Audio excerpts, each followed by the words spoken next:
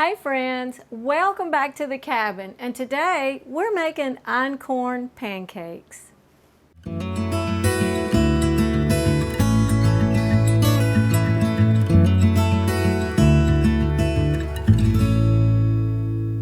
Many of us find ourselves today wanting to move from a processed foods kitchen to a more traditional foods kitchen. And one of the first steps that I know that I started with was to start making more made from scratch goods in my kitchen and getting away from the pre-prepared, processed, over-processed box goods. So the next transition would naturally be to go from making home scratch goods to making those goods not with our modern hybrid flours, but moving to some of the ancient grains that are a simpler type of flour, full and loaded of nutrition. And in the case of einkorn, it's not a true low gluten flour, but it's what I like to call a simple gluten flour. Einkorn is considered to be one of the original wheats from the beginning time of creation, if not the original wheat. It's very simple. It hasn't been altered scientifically, such as our GMO flours today, our hybrids that have been changed to produce on a more mass scale. These are einkorn is a simple grain. Each stem or stalk doesn't produce as many wheat berries as, say, some of the modern farm wheats that we see now. But it takes us back to the original purest form of wheat, which is one of the reasons why a lot of people that can't tolerate the modern gluten, which is a very diversified, what I would call busy gluten, to the simple gluten in einkorn, they can digest it, they can process it without the problems that maybe they would have with the modern wheat. So that's what brings us to today. Now, I actually get my einkorn from Jovial Foods, and I got this particular cookbook from Jovial Foods, and it's all about einkorn, and it covers a lot of the properties of einkorn wheat, why Carla Bartolucci changed to einkorn. It's a very interesting story. It had to do with one of her daughters that wasn't able to eat anything of modern flour processed goods. So this is what moved her and her husband to get into growing and making available to the public the einkorn wheat. So, and this is where I do get my wheat berries from, is from Jovial. If you're wanting to get into ancient grains, my suggestion would be einkorn first. There's a lot of them out there, spelt, kamut, there's several others out there, but einkorn would be a great place to start, I would recommend, and start with that book. And I'm going to help you get started in transitioning from your processed flours to this ancient flour here. Sometimes when we think about making things from these ancient grains, it can be a little bit intimidating because some of the first things that you think of is either sourdough bread or just any type of bread that uses yeast or something. And if you're not familiar and you're not experienced with making those breads, it can be really intimidating wanting to go into that transition. So that's why I thought it would be great to introduce you to the einkorn pancakes, because it's so similar to making your regular pancakes from scratch. So it would be a great place to introduce your family to einkorn. Go ahead and get one more thing out of the process list and onto the traditional foods list in your kitchen. And then as you gain your confidence, you can go on to other things, breads, rolls, quick breads. We may be doing those in the future. So all of those would be great, but we're gonna start with pancakes because it's simple and easy and something everybody loves. Before we get started mixing all the ingredients together, I wanted to talk just a little bit about the wheat berries. Now, in a previous video, I did a review on my KitchenAid grain mill, and that's what I used to grind these berries up right here to give me my all-purpose flour, and I'll talk about that in just a second, how we got all-purpose from the whole wheat berries. But what I found with the KitchenAid is that 1 cup at a time, and then let it rest, because what you don't want to do is keep grinding so much until heat builds up in there, because that's not good for your wheat berries. It can cause it to lower the quality quite a bit. So I found that 1 cup at a time, let it rest just a little bit, and if I needed more, to go back and grind some more. So I started out with 2 cups of wheat berries, and I went ahead and ground that. I only needed 1 3/4 cups of my all-purpose flour. So what I did was, after I ground my 2 cups, I took out a little more than 1 3/4 cups, which it will make more once you grind it. The volume will be more, not more by weight, but more by volume. And I went ahead and sifted out 1 3/4 cups exactly, because I wanted to make an all-purpose flour, not use the whole grain. And the way that you do that is you're going to sift your flour, your whole grain flour, after you grind it, and what's going to be left behind is the chunkier bran and germ. The endosperm is what is actually your all-purpose flour, and that's what's left mostly. Now there's probably a little bit of bran and a little bit of germ in here that got ground up a little finer, and that's perfectly fine, because it's just going to up the nutrition in it. I actually sifted my flour twice. Now the reason that you sift it twice is einkorn can clump. It's a little oilier. It can clump a little more, so we went ahead and we wanted to kind of fluff it up and loosen it up and sift it twice. And then I added in my other dry ingredients, and what that's going to be is 1 tablespoon of sugar, 2 teaspoons of baking powder, and I put a 1/2 teaspoon of salt, canning salt. That's what I use. Now Carla's recipe is actually for buttermilk pancakes. I don't have buttermilk, so I'm not making buttermilk pancakes. I'm going to make a sweet milk pancake. So Carla's recipe called for a 1/4 teaspoon of baking soda, but I left the baking soda out, and I'm not going to use the buttermilk. I'm going to use sweet milk. So that's our dry ingredients. We have the sugar, the baking powder, and the salt, and I'll whisk it all together. So now it's time to mix our wet ingredients. So we're going to start with 1.5 cups of sweet milk.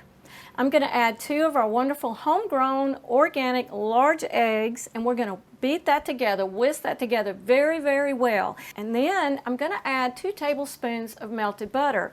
But as with any recipe, you want to read your recipe ahead of time, and you want to plan how you're going to incorporate all your ingredients ahead of time. So what I did was, because it called for 2 tablespoons of melted butter, I melted those earlier today. It's quite warm today. It's really a nice day outside. So I melted those earlier, left it on the stove so it could kind of come to room temperature but stay liquefied, because you don't want to pour hot butter into anything with eggs in it, because it will cook the eggs. Then we're going to add our room temperature melted butter to our liquid and blend that well.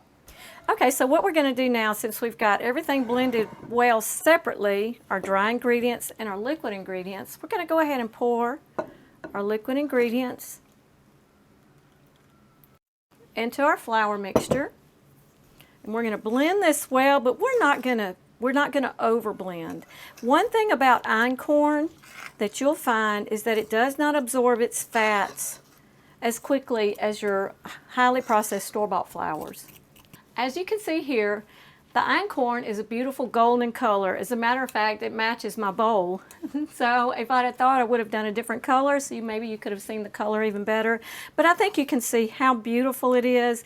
It's almost a butter gold.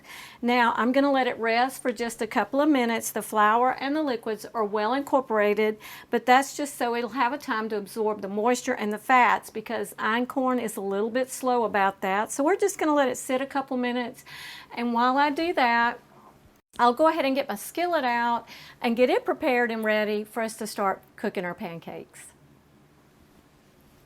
So I'm going to go ahead and start heating my skillet on high, and what we're going to add to my skillet is ghee.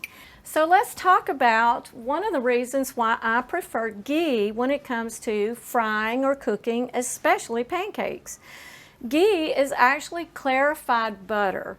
Now we have our own butter from our own milk cow, so I usually have an abundance of butter, and I will cook it down. I will process it. It's not a processed food. That's just the process that we go through to clarify it.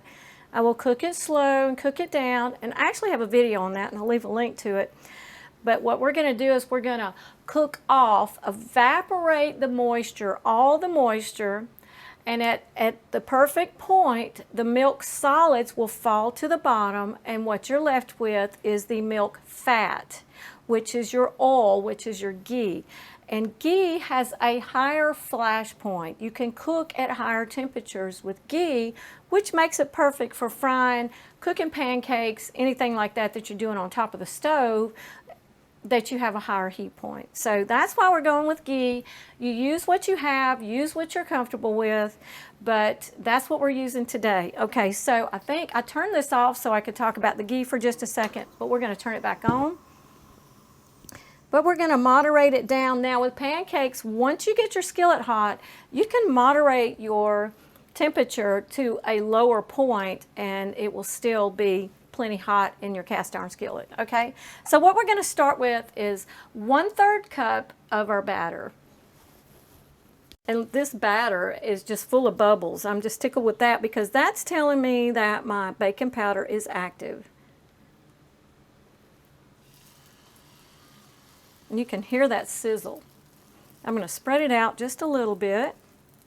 Now with the einkorn, you're not going to get quite as big of bubbles, probably, as what you would see in your regular store-bought processed flours. But you're going to be looking for some of the same signs. You're going to be looking for firmness around the edges, bubbles around the edges, and a few bubbles in the center. Now I've got this metal plate here, and what I would normally do is I would turn my oven on and preheat that plate, turn my oven off, where it would stay warm, and I would just pile my pancakes on there, take them in and out of the oven to keep them warm. One thing that I did want to note is you do want to watch, because it can be easy, because we're not used to this type of flour, it can be easy to overcook the bottom, and that looks about perfect. And you can see it's got some bubbles, but it's not probably as many bubbles as what you would see in your store-bought flours. Okay, so we're going to go ahead and flip this. Oh, wow. Look. That's a beautiful pancake.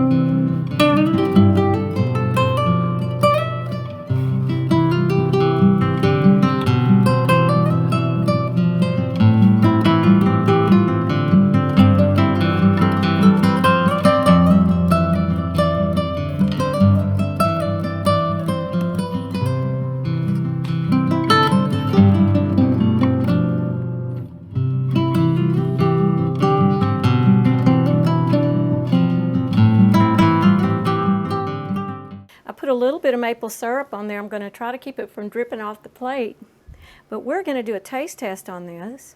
Now what I have found is that einkorn has a sweet, nutty flavor. It's not, and I am dripping maple syrup on the floor, but we're going to try it out and see. Oh my goodness. Your kids are going to love this. It is so good. Now I don't put butter on mine. You can put butter, of course, on the hot pancakes, whatever you prefer. But I like it just like this because I cook it in the ghee, which is a butter product. But I think I'm going to take another bite. This is delicious. It is. If you're wanting to move to a more traditional kitchen, but you're not quite ready to do sourdough breads, but you're wanting to try some of the ancient grains, I would suggest this recipe, highly suggest this recipe. I'm still chewing. It was so easy. It's so similar to just your regular pancake recipe. Just a few little differences that we talked about that are not very difficult to master or to understand. And I promise you, the taste is so much better than store-bought processed flours. You're going to love it. Your kids are going to love it. So I highly recommend that you try that. I made a full batch of the batter. So what I'm going to do is just cover it, put it in the refrigerator, and so for breakfast tomorrow, I can take it out and I can fix fresh pancakes for all of us. So, and just as I spoke about earlier, that this most likely could have been the wheat that Jesus would have ate. It's just a wonderful thing to be able to step back into that, into creation, and be reminded of our Heavenly Father. And I want to remind you of this. Don't ever forget that your Heavenly Father loves you. And we'll see you on the next video. God bless.